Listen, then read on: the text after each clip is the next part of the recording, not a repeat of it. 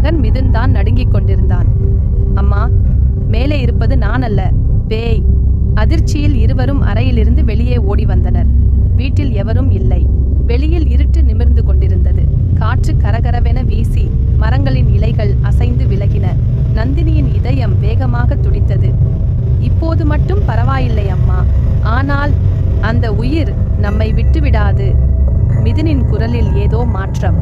சாதாரணமாக பேசும் குழந்தையின் குரல் அல்ல அது. ஆழமான, கொஞ்சம் இருண்டு நிறைந்த, மனதை குழப்பும் ஓர் ஓசை. நந்தினி பீதி அடைந்து அவனை அணைக்க முற்பட்டாள். ஆனால் அவள் கை வைத்ததும் அவன் உடல் உறுத்தலாக இருந்தது. மனிதன் போலக்கூட இல்லை, ஒரு கல்லை போல் கடினமாக இருந்தது. மிதுன். அவள் கொஞ்சம் பின்னுக்கு சென்றாள். அப்போது அறையின் மூலையில் இருந்த ஒளி மங்கியது. மா. புதிய ஒரு குரல்.